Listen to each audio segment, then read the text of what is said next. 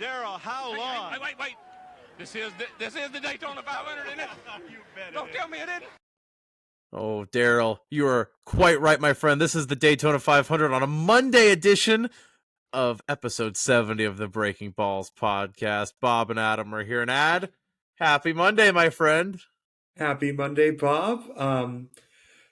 You're going to be shocked to hear this, but NASCAR had to move a race because of weather.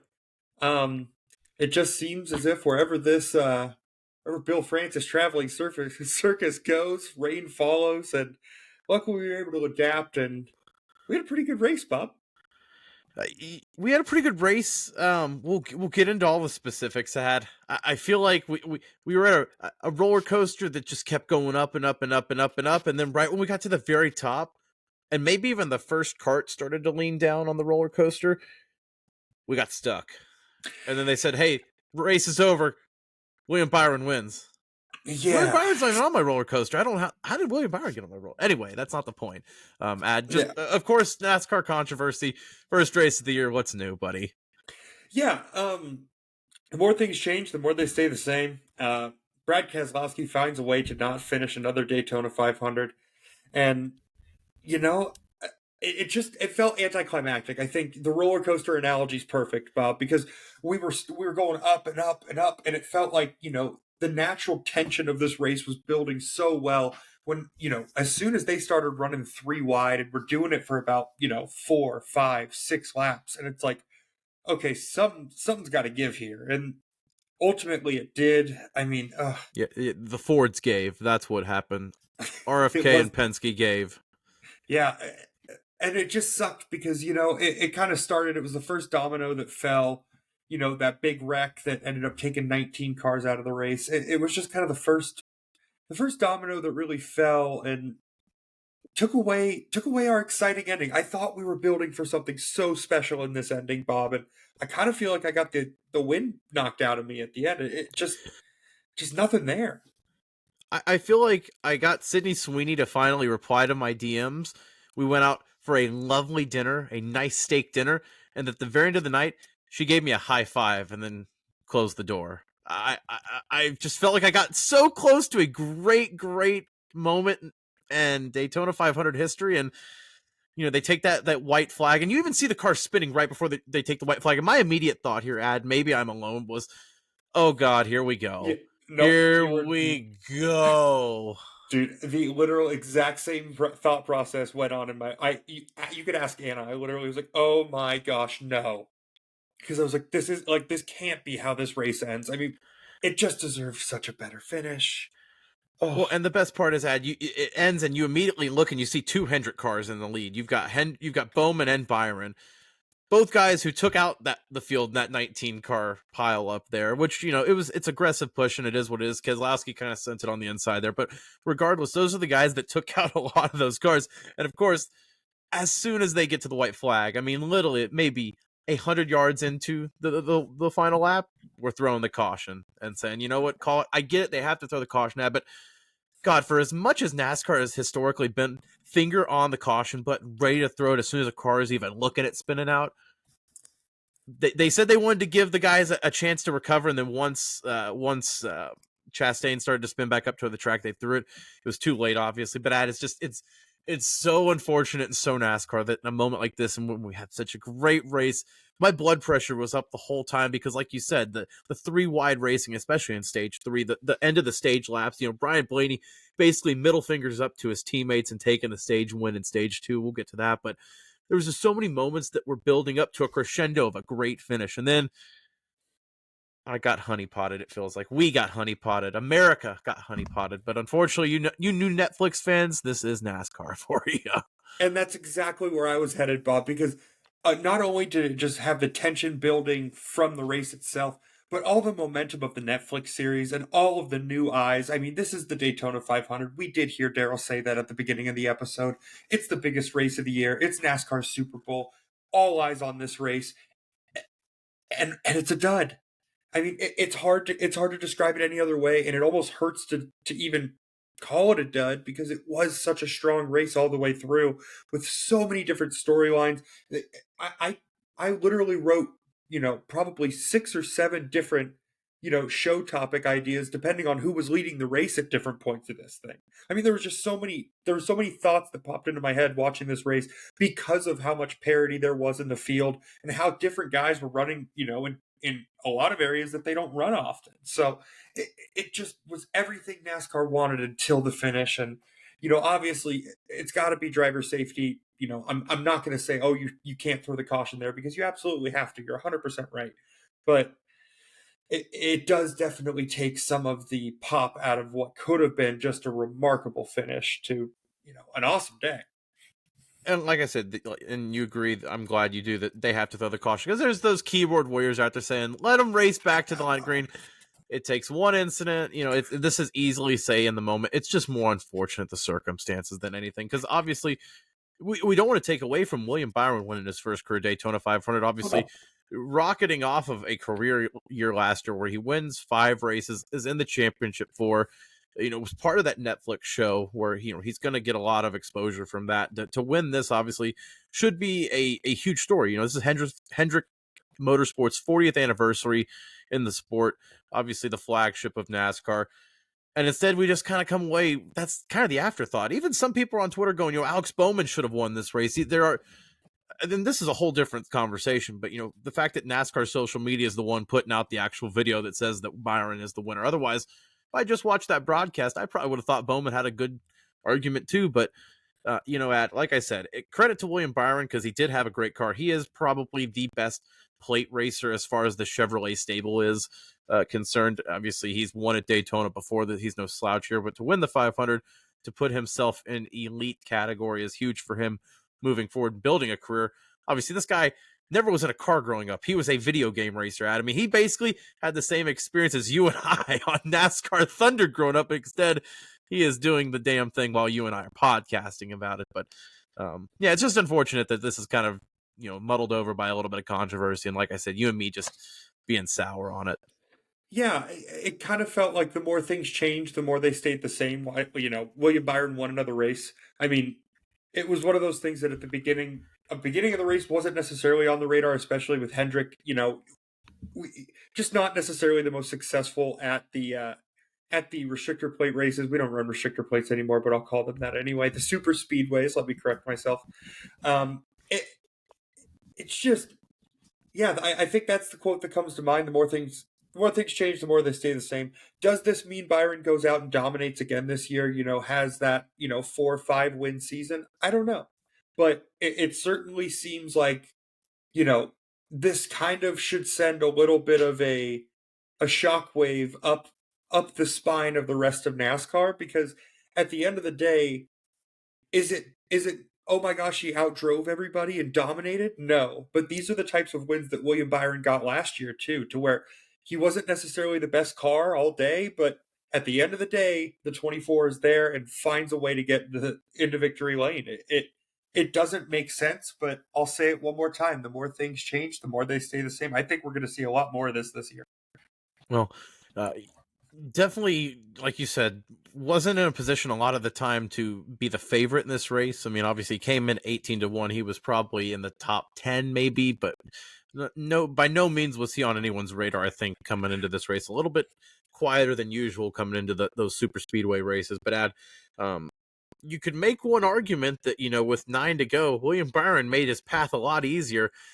Alex Bowman may have made the path a lot easier because he pushed Mr. Byron, but they caused the big one, as they say at these tracks. And when I say big one, you said, I believe 19 cars they counted were taken out of this race. This is a 40-car field for those at home that don't pay attention too much to the details. That's almost half the damn field. So yeah, I think it's fair to say the big one did occur. And Byron Bowman taking out Keselowski, who made a run on Chastain on the low side, coming on the backstretch heading into turn 3, and all hell breaks loose. I mean, that camera angle on the back of Ross Chastain's car ad where you see just chaos flying by. It's like a movie scene. Yep. We knew it was coming, like you said, but I don't think anybody saw just, that happening. Yeah, I think it's crazy because not only do we see it in real time, and obviously the impact that Brad Keselowski felt, I mean, it's terrifying. Anytime somebody right hooks into the wall at Daytona or Talladega, anywhere, it's terrifying. But then on top of it, one of the better things they do with Fox's broadcast is that they have so many in-car cameras. I just think the in-car camera shots are so cool. And to really understand the impact that these guys were going through, I mean, watching Ty Gibbs's face as he was going through this accident, I mean, it was almost terrifying. And, we saw Ryan Blaney. I think Clint Boyer was playing surgeon and, thought that all of a sudden Ryan Blaney had broken his wrist. I mean, there was all sorts of things going on because of these in-car cameras. But my God, that impact is, no matter how many times you see it, Bob, it just never really sits well. It's always terrifying. Well, and add that when we were kids, I think these plate races, you saw the big ones, you thought, oh, it's chaos, it's crazy, it's cool to see. Now that we're older and you see these wrecks, you're almost just like, don't love that. I mean, here's the thing. You are podcasting right now with a guy who used to turn yellow flags off, turn the car around, and try and take out every single car in the least amount of laps. So that's my childhood. That's you and I are the something same. that we do. Yes, you and I are the same on that. Yeah, but like I can't said, say we're alone. you see those wrecks and you're just holding your breath there because it just those in-car cameras. It's wild to see. First of all, Denny Hamlin, who's just kind of stoic, just hey, just another wreck first time. It's that James Franco meme where he's at the gallows. Yep. And then you got Ty Gibbs just doe-eyed, taking that wreck going, am I about to die today? Is this my last moment on life in the Monster Energy Toyota? It is just a wild contrast to see. And like you said, Ryan Blaney, good God, can somebody help that man? Because I saw a tweet earlier this week, and obviously the data will come out tonight because that was another hard lick, whether it was his wrist or just getting beat up and banged up. But whether it was his wreck on Thursday night, that was a 55 G impact, or the wreck on Daytona in July where he went head on to the wall, that was a 71 G impact of G forces. Now, for those at home, that's a really, really bad jolt to your body. You don't want that. And everybody was in F1's world a couple years ago, and Max Verstappen had a really bad wreck, saying, he could have died. He was just whiplash condition. That was 51 Gs. Ryan Blaney said, hold my beer, dude. I got you beat a couple of times, actually. It's just my yearly visit to Daytona where I whiplash back and forth. I mean, good Lord, that man is on a path to testing every single safety aspect of this next-gen car and then some add. I was just going to say, whether it be the inside wall or, wherever the heck Ryan Blaney wants to run into, he just seems determined to prove that NASCAR, when they launched, the controversial test that we heard so much about how they shot the car into the wall at the right angle. Ryan Blaney just wants to prove that NASCAR everything's A-okay, no matter how hard you hit this wall. Yeah, it may look bad, but at the end of the day, you're going to be walking out of it. At this point, the guy is the safety test dummy. He is the crash test dummy that is going in and testing these next-gen safety cars, because it feels like at every turn he's just into the wall at some insane, G-force. It's nuts, man. I got nothing, dude. I'm terrified for the guy. If Antonio Brown needs a NASCAR correspondent for his CTE podcast, I'm sure Ryan Blaney will have a job down the line there, because, man, God bless that kid. He is just taking some shots. I will say this, though, Bob. So many good cars get taken out in that wreck, man. I mean, whether it be Denny Hamlin, who, a little bit of a different strategy, kind of sat back, didn't really commit to getting any stage points, just was very comfortable trying to stay safe and riding around, which... interesting strategy, especially because we saw such little cautions. But I don't know, what did you make of the different strategies that we kind of saw throughout the race? Yeah, you obviously, Denny's known for kind of dropping back and just letting everyone take the fall. You saw Joey Logano, you said good cars taken out in that big one. I think Joey Logano was by far the class of the field, leading almost 50 laps this race, almost a quarter of the race. Obviously, sitting on pole was the Penske team's first ever pole in the Daytona 500, so some history there for the captain, Mr. Roger. But, that car getting taken out, he was at the front all day. And so it didn't really matter. Adam, it feels like it's a lottery, honestly, no matter who you are, because even a guy like, Daniel Suarez, who, is known for wrecking out because, he's aggressive. He was leading this race and wasn't aggressive for the most part. He was just a victim of circumstance, almost because of his teammate Ross Chastain's aggressiveness. But, I just, no matter who you are, whether it's Gilliland, Suarez, Keselowski, Logano, even Ricky Stenhouse, who was kind of like Denny Hamlin, you said, slowly crept his whip. All of a sudden, you saw him leading at stage 3 at one point, and you go, "Oh my God! I guess this guy is not just a fluke at Daytona. He could have a chance at repeating back to back." Nope, out in the big one there. I mean, it's just, you want to say that one strategy is better than the other, but you look at both cars, Denny Hamlin, Joe Logano, equally fast, different strategies. Both are going out on the hauler there. Yeah, it's one of those things to where it's just kind of like, you show up, you buy your raffle ticket, you put it in the box, and at the end of the night, they'll pull a ticket out and we'll have a winner. It's kind of crazy. You show up, you buy a ticket, you make sure that Kyle Larson never wins that raffle, because that man is just never going to ever win. Or I think, was it one top 5 in 40-something super speedway races? That man is a guaranteed L. If you're betting Kyle Larson at any of these super speedways, just go ahead and Venmo Breaking Balls to Venmo. Just we'll save you that trouble. I was going to say, finishes, honestly, feels like the best finish he's had in a long time with 11th. And led a few laps. There was a time in this race where I thought my Kyle Larson pick wasn't going to be that bad. I was like, you know what? Maybe I was onto something, but of course I just picked the wrong Hendrick driver. Well, there's two different ways you can look at it. You can be Kyle Larson and wreck out late and think you have a shot, or you can be Harrison Burton, who immediately goes in and wrecks out about every 20 laps in a super speedway race. You got to admit his commitment at. We talked about it multiple times as we've restarted the podcast this year. Harrison Burton is in a big year, and what does he go and do? Immediately wrecks out of the Daytona 500 11 laps, and you got to give him credit. He's sticking to what he knows best. Yeah, shout out to Carson Hocevar for first race in his full-time ride, really getting the full NASCAR experience by getting ran into by Harrison Burton and probably having a decent car that didn't have a chance to run at all. So just lovely. You love to see victim of a Brad Keselowski push, by the way. Welcome to the league, Carson Hocevar. Yeah. Hey, rookie, how's it going? First time? Yeah, no, certainly not. Bob, looking at the top 10, just kind of crazy because this is not quite the video game top. Are we going Hang on, there? Ad. Well, no, I was just going to say, we skimmed over one key aspect of the little one. Because we talked about Harrison Burton being committed to the bit. Jimmie Johnson's so committed to the bit that, like, when he does his very few NASCAR races in this Legacy 84, whether it was last year or this year, says, hey, I'm going to sell the sponsorship, I'm going to qualify for the race, and I'm going to run about 15 laps, and then I'm going to get wrecked out immediately. Same thing at Daytona this year. Congratulations, Jimmie. You're just getting the reps again. Yeah.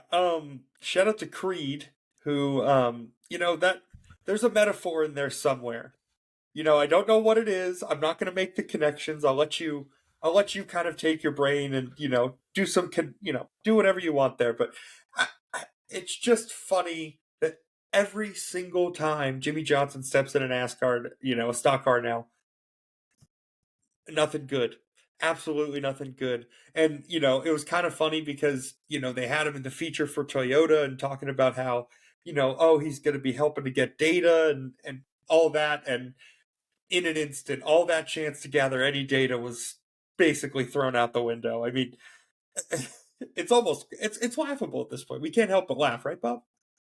It's just not great. And, I wish we got more NASCAR Jimmie Johnson than IndyCar Jimmie Johnson, for as better or worse as that may be. It's hard to see because it's not his fault, but man, I just want to see him run at least one full race instead of these 15 lap kind of shootouts before he gets inevitably wrecked out. I mean, I think he got wrecked out, was it lap 1 at Coda last year? I mean, yep. Genuinely, he has no chance of even getting data out there. They might as well run Ty Dillon out there and at least get their money's worth to get wrecks. No, I will say the most interesting thing that the Fox broadcast did bring up about Jimmie Johnson kind of gathering data was I didn't even realize how big of an asset it was until it was kind of spoon-fed to me. But at the end of the day, this is a guy who's won 7 NASCAR championships. The partnership with Toyota is just beginning. And I think both sides firmly believe that Legacy Motor Club can really elevate Toyota. And I just think to have Jimmie Johnson behind the wheel, originally, I think we've talked about it on multiple occasions. I didn't love it. I just think it kind of puts a weird pressure on the guys who are driving, to have your legendary boss constantly in a seat, constantly next to you on the track. But I think it did offer a new angle of just, hey, this is a guy who has a ton of seat time. He's going to be able to tell you, what's fast, what's not, what may improve performance. And at the end of the day, it clicked for me today. It just made sense as to why he's out there doing what he's doing. I just wish he could stay out there for more than, 10, 15 laps, just like you. Well, and it's nice to see that those legacy Toyotas, that you're seeing Toyota already, having the impact of having 3 more cars out there. It's so valuable in a numbers game at Daytona and Talladega, especially whether they're running around just saving fuel or if it's the moments where, they're pitting together. Because, you saw 3 different cars, and Eric Jones and John Hunter Nemechek both finished in the top 10, but it was more strength in numbers. Well, and to just go from 6 cars to 9 cars in this race, 8 cars full time this year with obviously, the two legacy, it really is a strength in numbers thing, and it was noticeable tonight. I think that was one of those things going into this race. I was very curious to see how big of a difference is this going to make, and it made all the difference in the world. I mean, obviously you see people pit together at races like this. Well, not always. I mean, there were some exceptions tonight to the teammates always pit together, but it's just interesting to see more Toyotas out there. It's interesting to see them add, 3 more, like you said, but then you take Jimmie Johnson out, you're already down to 8. You see those wrecks happen, they slowly start to whittle down. And, by the end of the night, though, you saw that there's still a team or 2 away from really being able to compete consistently with the Fords and Chevys. Because, once you got down to, the nitty gritty tonight, it was just Eric Jones and John Hunter out there kind of fighting because Bubba Wallace was running low on fuel before that wreck. I mean, it just feels like they're 1 or 2 teams away. Because, like I said, when they're pitting like that in numbers, you saw Toyota get blown off the draft on that last pit cycle, especially, and then they slowly 100%. Creeped back in there because they have the raw speed. And you texted me earlier tonight, and I think you made a great point. Those noses are perfect to push. Whoever read is not flat out perfect to push in these drafting style races. But you notice that still, when it comes to these numbers games, Ford and Chevy are the top dogs because they have the numbers at the end of the day. They take up over half the field. Yeah. I mean, it truly is. This is where you see strength in numbers the most. I mean, at these racetracks. But, I think we forgot to kind of mention it. But, we aren't the only people who forgot to mention it. But Bubba Wallace turning misfortune into, a heck of a finish. I mean, you hear it briefly mentioned on the broadcast. Hey, Bubba's miscalculated fuel. He's going to have to come to the pits in order to finish. And sure enough, right as he goes into the pits, the big one happens and he avoids it. And I mean, sometimes it's better to be lucky than good, right, Bob? He needed that caution so bad because, he came down, like you said, to pit with some of the other guys, just some of the guys that scuffed their tires, just stopping for the wreck or whatever. But, they came on the broadcast. Fox barely mentioned it. We'll get into that in a little bit. But Fox mentions, hey, Bubba Wallace is going to have to come pit. He didn't have enough gas in that last pit cycle there. So he's hanging around a little bit off the draft, sitting there about 25th, and then that big wreck happens. Gets to come down and pit. Starts 15th, ends up 5th there, and he is the only 2311 car that even survived that big wreck because, Tyler Reddick caught up in that beastie animal car. He got caught up in the big one there too. So otherwise, yeah, Bubba Wallace with some stage points day and then ends up salvaging a top 5 day. Those are the kind of races that they need. But we can get into the results, we could get into the strategy, but we talked about the big one, we talked about the little one. What did you think of them just kind of riding around in stage 1 and 2? It felt kind of like the Indy 500 where they're riding around saving fuel, kind of, it's all about track position, the least amount of time you can be on pit road. So if you can save fuel in that draft, it works out better for you in the long run. But as the fan, they're riding around about 170 miles, 75 miles, about 2 or 3 seconds slower than the pace should be at Daytona. It is kind of surreal to see. What do you think about that? It's tough because, on one hand, I would like them to race hard the entire race and, just kind of let the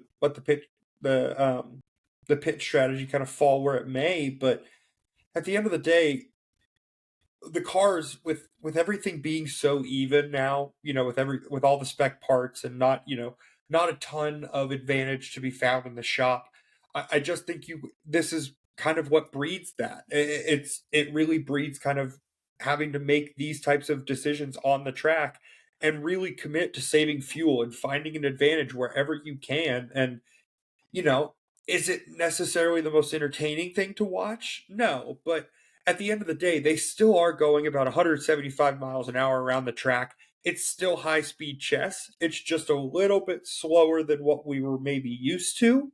But I mean, it's not great. It's the same thing with, as much as I love, when they run the ball in football games, if you just ran the ball up the middle consistently every single time, no matter what was happening, it would get a little boring to watch. It just felt stale. It just felt like, okay, well, they're just riding around and, nobody's really trying to make any moves. I mean, the momentum is what it is, and it's kind of cool to see them, work the draft and stuff like that. But yeah, I don't know. I think nothing really needs to formally be done about it, but I will say it certainly did kind of kill some of the feel of the broadcast. Yeah, I think that it is hard to kind of keep the momentum of that, high octane, whether it's the late in the stage racing or, those last 20, 30 laps in the Daytona 500. It's hard to keep that style of racing up. But yeah, you do kind of catch yourself, middle of stage 2 going, all right, are we going to make a move? Or, especially the first 10 laps, or really the first 7 or 8 laps before you got 3 wide in the back, and then obviously the Harrison Burton little one happened. But before that, you noticed it was just 2 wide. It was just Logano and McDowell leading the field around for the first few laps, just kind of everyone hunky-dory. I think, like I said, the Indy 500 is notorious for this too, where they kind of linger back and everyone's fuel saving just for the late run.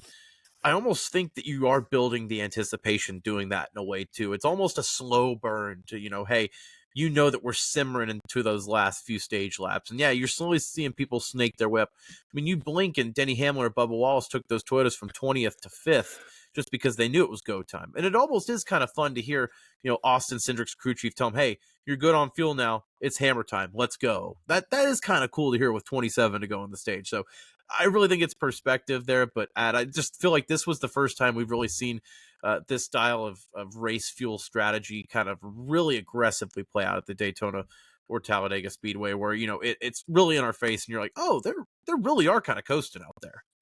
Yeah, it definitely felt like they were coasting. I will say the heat got turned up at the end of stage 2. You touched on it a little bit earlier when we were kind of getting into the podcast, but Ryan Blaney, we're glad your wrists are okay, because man, that was to let his teammates go like that. I mean, Austin Cindric, I don't know what you did to him, but oh wait, yes, I think I do. Bob, go ahead. You have the floor. You can kind of set the table a little bit, and then we can talk about it. Well, we even previewed it a couple podcasts ago where Ryan Blaney, had gotten screwed over as the guy at Penske with the karma, and it came back around because he's the champion. But Austin Cindric, kind of, for more or less threw the teammate code, handbook out the window, and has done it notoriously on Blaney the last few years. And Blaney finally at the end of stage 2, pushing him, comes into the turn 3 and says, you know what? It's time for me to win the stage, little guy. Get out of here. I'm going to be in the playoffs. I need these points. Doubt you're going to be around. So get out of my way, teammate, and let me make this move. Let me show you how the veteran does it. You know what? Blaney schooled him. It was a great move.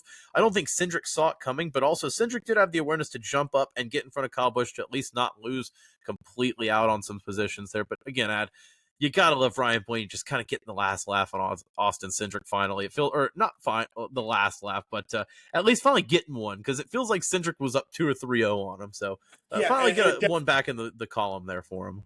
I was gonna say, I think Blaney was definitely kind of down 3 rounds to none on the scorecard. So to see him, kind of get some momentum back, be able to kind of, take a round away from Cindric and just kind of let him know, hey, I'm not forgetting how you raced me. I mean, yes, we're teammates. Of course, we're going to work together in these super speedway situations, whether it be because we're teammates or, with different OEMs. You see the relationships and the guys that need each other.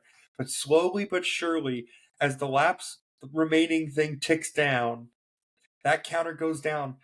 It just seems as if all loyalty goes out the window. And, I think there's people who are maybe more traditional NASCAR fans who really embrace the team concept, who are going to hate that. But at the end of the day, you got to do what you got to do in order to get stage points, in order to get playoff points, like you said. And all's fair in love and war. I mean, got to love that move by Blaney. they add up down the line, like you said. It might be the difference. One race down the line here in the round of 8, the round of 12, you never know. But we might as well just touch. Go ahead, Ad. I got a quick one for you, Bob, because Yeah. this is going to it's going to add to the narrative. Guy who had a little bit of success during the race, even led for a portion, whether that just be on a pit cycle. But Kyle Busch, another year, another year without a Daytona 500 championship. I know he sits there and says it doesn't bother him, but I think everybody knows if you're talking about how badly something doesn't bother you, there's a strong chance it's keeping you up at night. Is he ever going to get one at this point, Bob? What do you think? No. I hate saying that, but it feels like whether it's the lottery or just, he comes in 12th today, but it just feels like the guy has mistakes, whether it's pit road mistakes, speeding mistakes, crews. Something always just seems to go wrong for him. And another day where it just felt like they just weren't all the way there. I don't know if it's just the Zin on the side of the car, if he's a little buzzed, or if it's just, the Daytona monkey still on his back. But I just don't see Kyle Busch with the quality of super speedway racers in the field now, especially. I have a hard time seeing that 8 car get in. That being said, he did win at Talladega last year, so who am I to actually say one or another? It just feels like you have to have a little bit more luck at Daytona than the others. Yeah, I will say at least he's in good company on that list. Kyle Larson's on that list. Martin Truex Jr.'s on that list. There's some very talented drivers on the list of people who haven't won a Daytona 500, Bob. I mean, you look at Brad Keselowski even, the guy is always in contention at these races, but he is now in 15 Daytona 500s, has DNF'd in 9 of them, wrecked out in 9 of the 15. And a lot of those are going for the win or, going for a very top position in the last few races. So it's very interesting to see that Ad. But, I do have to mention once, just because we have to give him a little credit here.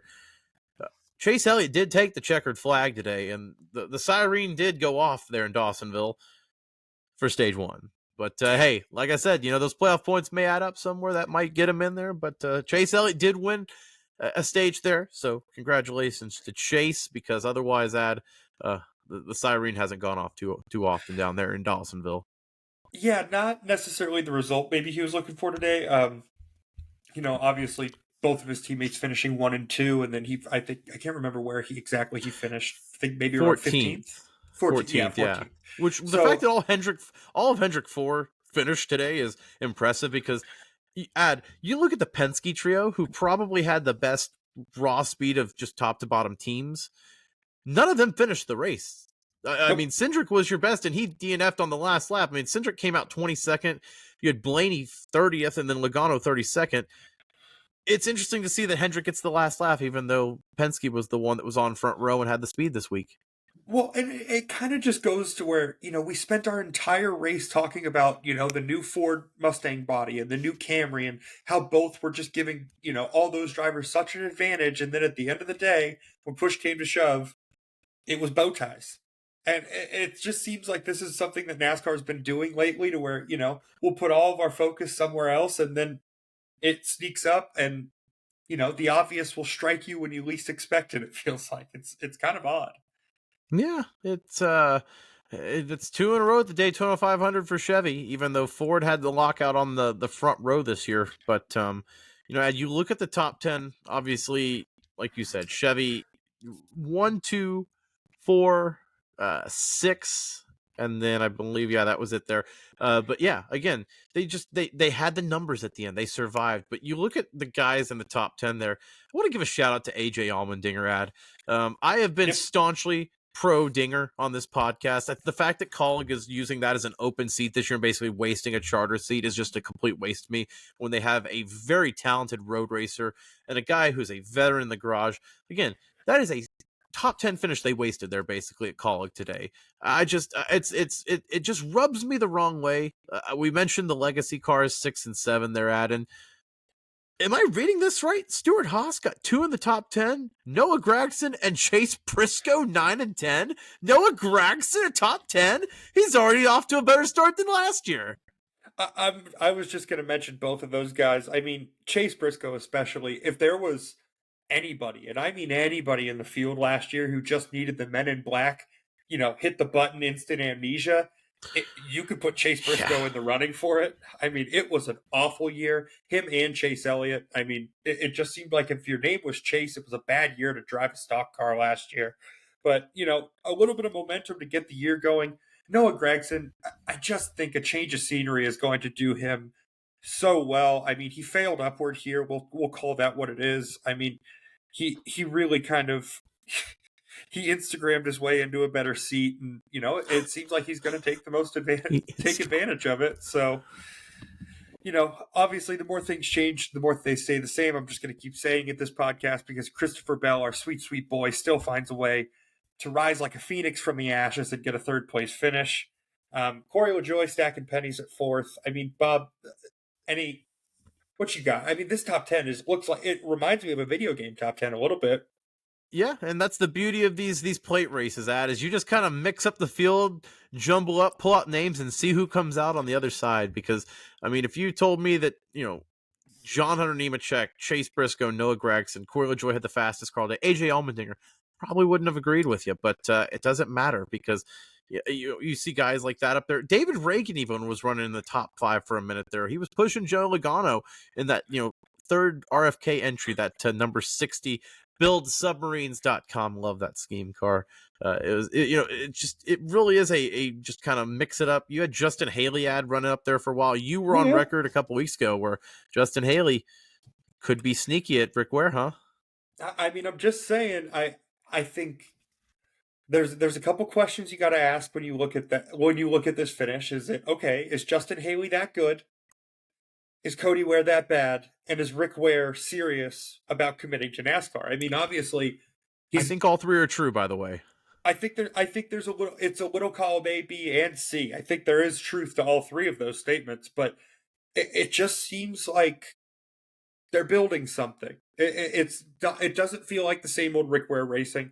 What does that mean in the long term? I don't know. I have no idea, but it is nice to see another charter being competitive and just to, for them to not just be running laps around the track and kind of, waiting for Cody Ware to hook himself into the wall and call it a day. It's so much better to see a competitive guy out in that seat. It beats what Kaulig's doing with the 16 car running it open where they're just trying to get sponsorship out of it, whether it's Allmendinger or, you've got Kaz Gralla. I'm sure SVG will run that a couple of times there. I mean, I'd rather what Rick Ware's doing and throw Justin Haley in there and try and get young and improvement. I mean, two very different trending charters there, if you ask me. Yeah, and it just seems like such an interesting decision. The more we talk about the Allmendinger one, this is a guy who consistently finishes well in road courses. He'll win you a road course race. I really do believe that if you were to give him a full-time seat, there's a chance he wins his way into the playoffs. That's the thing with this format, though, Ad. All you have to do is win one race and you're in. And that's my thing is like, look, is AJ Allmendinger really not worth the gamble of committing to him for 1 year just to see what he can do? I mean, at this point, the guy's been around long enough. He's proven that he can win races, especially on road courses. He has won a race 2 of the last 3 years in NASCAR. What are we doing here, Kaulig? Don't overthink it, Matt Kaulig. You've started a team and you bit off more than you could chew with 2 charters early. That's fine. But to throw Allmendinger back to Xfinity full time is a damn crime. I'm sorry, Ad. You're 100% right. We agree more than we care to admit on that subject. And we could probably have a podcast in which we defend our sweet, sweet boy, AJ Allmendinger. But Bob, it's time to get into a beautiful pastime of this podcast, and that is criticizing the Fox broadcast, because as much as we miss things on this podcast from time to time, I do not think that there is a group of broadcasters who miss on-track action as frequently as Fox does, whether it be Michael McDowell. I mean, Bob, go ahead. There's a laundry list. Go ahead and run them through it. Oh, yeah, you mentioned Michael McDowell. What happened to him, man? Oh, yeah, he blew he had some kind of electrical malfunction. They saw him go by the track once. They go, oh, yeah, he's going to be 4 laps down. Hold on. It wasn't like he was leading the race or anything, right? He wasn't doing anything. Wasn't involved, right? Hadn't led any laps at that point. It's fine. You've got Bubba Wallace, like I said. They mentioned that he's going to have to refuel with 14 to go and that he's not going to make it. Then the caution comes out. And then you have Bubba Wallace come back out. They never mentioned that Bubba's been saved by this caution, anything. He comes out, finishes 5th. Never mentioned that redemption story once. You've got 34-ish to go. Joe Logano was pushing through to the front, and his bottom line and his row takes the lead, and nobody acknowledges it. Instead, we send it to a full minute and a half Wendy's DJ Khaled segment late in the Daytona 500. I mean, it just felt like every other minute there was something sponsored by it. It was Talladega Nights-esque, which, hey, listen, totally get it. This is the biggest moment. This is the Super Bowl for NASCAR. You have to sell the funding, but it just felt like Fox just. I miss NBC. I miss NBC so much. Yeah, I don't disagree. It just feels like there's major points that they miss throughout the race consistently that really take away from the fan experience. The one thing I will say, because I don't want to just completely take a dump on him, because we could, but to have Kevin Harvick in the booth, I mean, to have somebody who has driven this next gen car and is able to kind of, in the way that Tony Romo, when he first came to CBS, and people really liked the fact that he could kind of explain coverages and different things like that. I think Kevin Harvick does add that element to this broadcast, and really kind of will let you. There was multiple times in this race where Kevin Harvick was explaining, okay, here comes a run and here's why. And I think that type of explanation in a broadcast, especially from somebody with so much experience like Kevin Harvick, that's just invaluable. So I do have to give Fox a lot of credit for kind of letting Kevin Harvick cook a little bit. Harvick made it so easy to understand. He didn't talk down to you, but was explaining things that you could digest as a viewer, whether you were a casual racing fan or a diehard. You understood what was going on because he was almost talking you through it like a quarterback. Greg Olson's the same way at Fox, where he makes it very, very easy to listen to and understand what's going on, no matter what your level of knowledge is. The other thing I will give Fox credit for, because you said Harvick, and Harvick was fantastic. He's a great addition.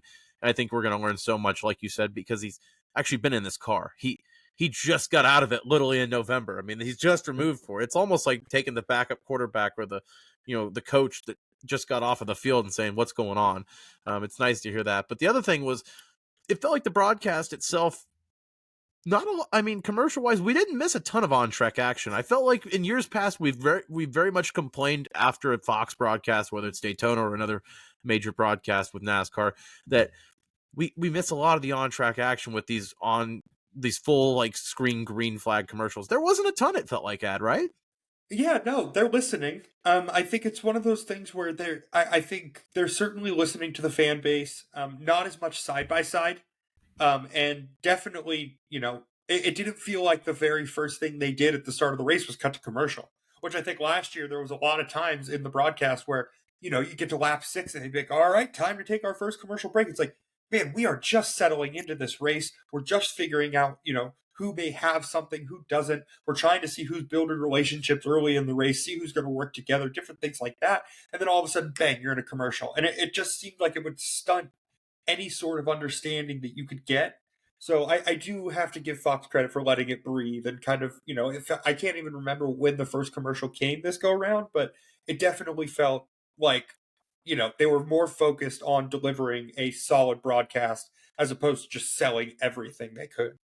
And it wasn't even like there was a ton of opportunities for caution flags or caution commercials, because I believe I wrote down here and I saw the stat on Twitter, 5 cautions, the lowest since the 2004 Daytona 500. I mean, that is pretty crazy to think that, one, we didn't have that much on track, just calamity, compared to what else was on track this weekend, which is a segue for a second. But also the fact that we only had 5 cautions and Fox was able to have a fluid broadcast.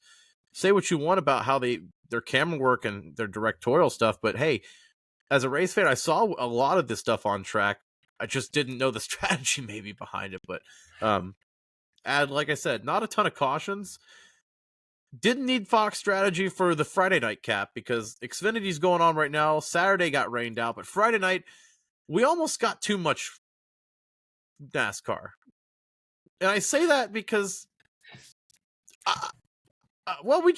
we went full ARCA, and you don't ever want to go full ARCA on a Friday night at Daytona. Hey Bob, you ever seen a truck do a barrel roll? I have now. Yeah, I didn't have that on my bingo card, but I'll tell you this much: it was interesting. I thought I heard Tony Hawk in the background of the broadcast yell, "Do a kickflip!" Bright orange Sure truck enough. made it easy to see too. Very bright orange truck doing a backflip on the backstretch of Daytona. You're like, oh, that's not supposed to happen. I saw that live. You know, I haven't seen a move like that since Lightning McQueen in Cars. So I just never thought the opportunity would present itself. It was one of those things I had to watch a few times just to wrap my mind around what the heck was going on. And then, not even, it was to the point where I couldn't even appreciate the dangers of that poor jackass. It was like, I mean, oh my gosh. I mean, he was flying through the air. That could have been awful. Just for those that may have not watched Friday night because you have better lives than we do, you had the Truck Series and the ARCA Series on Friday night. Obviously, the ARCA is sort of the single A, early stages of the NASCAR farm development system. Trucks is the double A, if you will, before the Xfinity and then Cup Series, and then Trucks is known for being a little bullish. They're a little aggressive out there. They let the boys fight. You had 12 cautions in a 100-lap race at Daytona. 12 cautions is a course record for the Truck Series, and let me tell you, each one was as chaotic as the next. They couldn't go 5 laps without just taking each other out. It looked like a damn video game, like you said, Ad. Not in the good way. It looked like how you and I played it in elementary school. Bob, it's one of those things to where I think we talked about it on Saturday morning. The Trucks race director in the pre-race meeting decided to go to all the drivers and say, hey, we are not going to have a repeat of last November in Phoenix. We are better than that. We are going to run a clean race. We're going to have a good show. And my, oh my, did they just instant amnesia that from the second that they exited that driver's meeting. You want us to go harder? We're going to go harder than that. I mean, they just took each other out. It felt like there was no racecraft there. I mean, it's hard to come away and just feel like you got your money's worth there, because it was over 40 laps of cautions, 40 laps of caution laps there at a 100-lap truck race there. I mean, Nick Sanchez comes out as the winner. It's his first career win. He was very close a couple of times last year. He's a young prospect. Credit to him for surviving that clusterfuck, because it was an absolute chaos wreckfest. I mean, Kyle Busch was sitting there watching after he sold his truck team going, I am so glad I got rid of this. I saved so much money tonight in torn up race cars. I mean, it was chaos. And then you have ARCA starting around 10 p.m. then on the East Coast. ARCA going over midnight. SVG gets wrecked out 11 laps in. You got Tony Breidinger talking shit and staring down the camera after getting wrecked out about one of her competitors. I mean, you had ARCA breaks 10 out of 10, just going full on, just sending it into each other after the caution. This was truly as ARCA as ARCA gets. This was the full ARCA experience. There was, and it even ends with Venturini winning, of course. There you go. That's it's full ARCA. Yeah, it's full ARCA. It's right down to the camera stare and the crashing and all of it. It's everything we want it to be and nothing we need it to be all at once. The one thing I will say is Nick Sanchez is a hell of a talent. I mean, for the past 2 years, just seems to be a name that consistently pops up. Be interested to see how they kind of choose to go about his development. I think the more time he spends in trucks, the more dangerous it is for his future. So hopefully he can get into a better ride soon, because guy can drive, that's for sure. Yeah, I mean, he's gonna have a habit of left hooking people if his competitors have anything to say about it. I mean, you get stuck in the Ben Rhodes kind of Truck Series circle of life where you just become a Truck Series staple. And I think Ben Rhodes is talented, but he's kind of gotten that stigma as becoming a Truck Series guy. I saw him kind of throwing up some smoke when they were throwing out top prospects in the series. He was not on that list. He said, I guess I'm just one of those truck guys, but when you have a Truck Series debacle like that, it doesn't help the case for the other guys. And I don't know what the solution is. I saw Bubba Wallace say, you let Cup guys at least run a couple more races. They, at least if they get wrecked and torn up, they'll go and beat their ass, and they'll at least learn some respect and maybe not to do it. I don't know what the solution is, but that Truck Series, man, it was tough to watch on Friday night. I was excited about trucks and ARCA, and I left just going, this is what I was excited for, huh? All right, I got what I asked for. Welcome back. It certainly felt like getting excited for preseason football, to where it's like, okay, well, at least it's racing, but then you watch the product and you're just like, oh man, this is not what I missed. I will tell you that much. But Bob, I think we stood on business for long enough. I think it's time that we visit the in memoriam Go for segment it. of this podcast. This is your segment ad takeover here. Okay.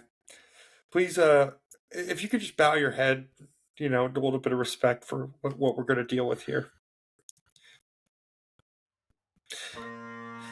Bob, we were given an opportunity in this year's Daytona 500.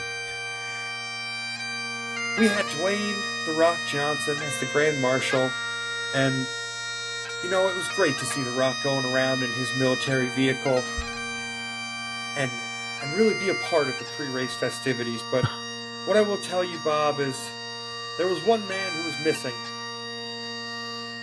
An empty seat on the flag stand. An absolute mystery as to how he was actually going to get up there. But, Bob, with the race being moved, we were robbed of DJ Khaled. Climbing that flag stand, somehow, by the grace of God, getting to the top, and waving the flag as the boys were going by to open the NASCAR season. Not only that, we were robbed of Pitbull as well. Pitbull, I'll get over because he owns a race team, we'll see him. But Dane Cabot, I will not rest until DJ Khaled buys into NASCAR and starts We the Best Racing. It's a dream that I now am standing on. I will sleep with it under my pillow every single night. I will nurture it. I will water it. I will kiss it. I will treat it like it is my very own child. Because one day, I hope, in the great stable of NASCAR owners, you look up and you see Rick Hendrick, Joe Gibbs, Pitbull, Tony Stewart, Gene Haas, and DJ Khaled. This is my dream. It is not a rational dream, but it is my dream. DJ Khaled, we missed you, and we will forever miss you until you come back to our sweet, sweet sport. We love you. Fly high, King, even though I will know in order for you to fly, you would need a trampoline, to say the least. Is it over yet? It's done. Okay. Yeah, DJ Khaled was not there. He did not make it on Monday. He did not make it. No, he did not make it. It was very sad. No. He did give a quote, though, that he will be there and that he will be spreading love through his spirit. So, we are the best. Shout out DJ Khaled. The DJ Khaled 5s are not a great shoe, but, had a good producer run in the 2000s. So, shout out to him. Major key. Water is essential. Nurture life. DJ Khaled, we the best. Anything else to add? We have made it through episode 70. If somehow you made it through that just God bless you. Obviously it's Daytona. It's Monday. Not quite what we thought it'd be. Adam did call it on Thursday saying we wouldn't be on track. We would be here Monday. So congratulations, Ad. Flowers for you. Congratulations. Yeah. You know that NASCAR is going to get rained out. I'm shocked. But I didn't want to be... water's wet, sky's blue. Yeah, amen, brother. Yeah, but anyway, Ad... I mean, go ahead. I think we're at the time where it's be a friend, tell a friend, like, comment, subscribe. I don't know. You know what, Bob? I'll let you finish because for some reason I have a tendency of cutting you off at the end of these podcasts. So the floor is yours. I'm just glad that everyone survived Daytona. Guess what, everyone? We'll be back next week for Atlanta. So another super speedway style race. Yay! Can't wait to see what happens there. Maybe we won't get rained out. Maybe we'll have a Sunday podcast. But for us here at Breaking Balls, episode 70, we will be back. Thank you for listening. Be a friend. Tell a friend. Goodbye. God bless.